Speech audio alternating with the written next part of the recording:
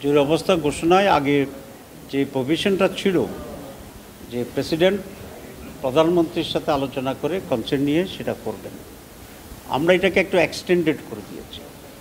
এক্সটেন্ডেডের একটা প্রস্তাব ছিল যে মন্ত্রী পরিষদের কনসেন্ট সহ এটা হবে, এটা প্রধানমন্ত্রীর চেয়ে আরেকটা এক্সটেন্ডেড হয়েছে, কিন্তু স্পিরিটের দিক থেকে এটা অলমোস্ট সেম, কারণ যিনি প্রধানমন্ত্রী ক্যাবিনেট তো সে একই দলের, সুতরাং এখানে কলবর বৃদ্ধি ছাড়া ইন এসেন্স বা স্পিরিটে তেমন কোনো পার্থক্য হবে না। সে কারণেই আমরা প্রস্তাব করেছিলাম যে আমাদের পক্ষ থেকে যে সেখানে বিরোধী দল যে পার্লামেন্টে থাকবে বিরোধী দলের একটা প্রতিনিধিত্ব থাকতে হবে, তাহলে এটা মোটামুটিভাবে একটা কমন চেহারা বা কমন পরিস্থিতি আসে। সেখানে আমাদের প্রস্তাব ছিল যে ক্যাবিনেটে প্রধান বিরোধী দলীয় নেতা বা নেত্রী যিনি থাকবেন, যারা স্ট্যাটাস একজন মন্ত্রীর সমান, তিনি সেখানে অন্তর্ভুক্ত থাকবেন।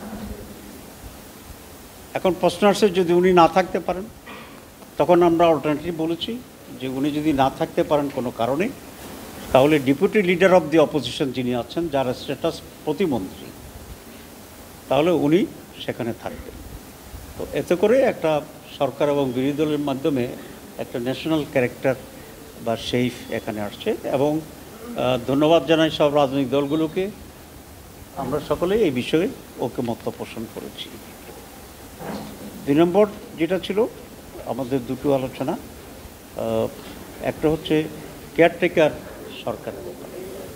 নীতিগতভাবে কেয়ারটেকার সরকারের ব্যাপারে সব দল আগেই একমত হয়েছে এবং সেটাতে আমরা আছি।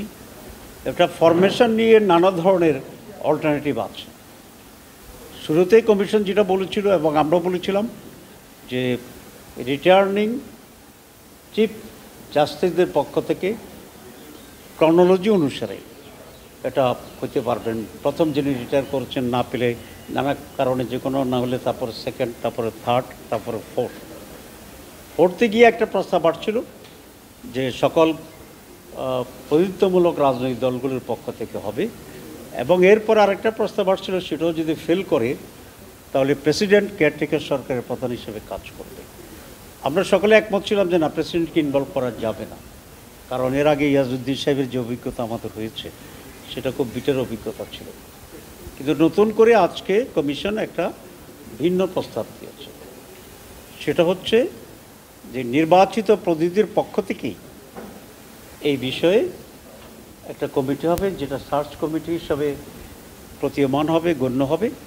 সেই সার্চ কমিটি সরকারি দল থেকে 5 জন, বিরোধী দল থেকে 5 জন এবং তৃতীয় বিরোধী দল বা অপোজিশন বাকিদের কাছ থেকে 2 জন, মোট 12 জনের একটা প্রস্তাব দেবে।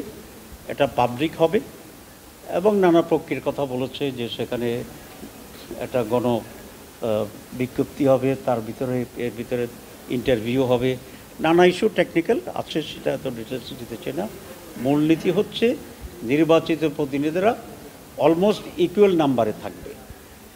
আমরা বলেছি যে কেয়ারটেকার সরকারের সময় আমাদের কনসেপ্টটা হচ্ছে এটা নিরপেক্ষ হবে, সেখানে সরকারি দল বিরোধী দল আর ইস্যু থাকছে না, একটা কেয়ারটেকার সরকার নিরপেক্ষ মানসিকতা থেকেই এটাকে গঠন করতে হবে। তো সেটি আলোচনা চলছে।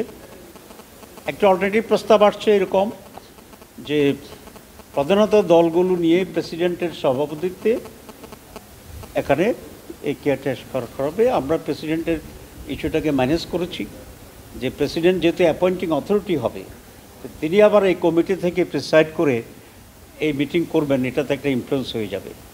তো এটা আমরা পেশ করেছি, কিন্তু এই বিষয়টা এখনও আলোচনা কমপ্লিট হয়নি, নেক্সট মিটিংয়ে আলোচনা হবে। আমরা মৌখিকভাবে আরেকটা প্রস্তাব দিয়েছিলেন, অরিজিনাল প্রস্তাব আমি বলেছি বিচারপতিদের যেটা ছিল, অল্টারনেটিভ একটা প্রস্তাব আমরা দিয়েছি, সেটা হচ্ছে যিনি প্রধানমন্ত্রী থাকবেন সে সময় এবং যিনি প্রধান বিরোধী দলের নেতৃত্বে থাকবেন 2 জন, আর চিফ জাস্টিস, এই 3 জন মিলেই সার্চ কমিটি হবে, অত বড় জটিল না করার জন্য।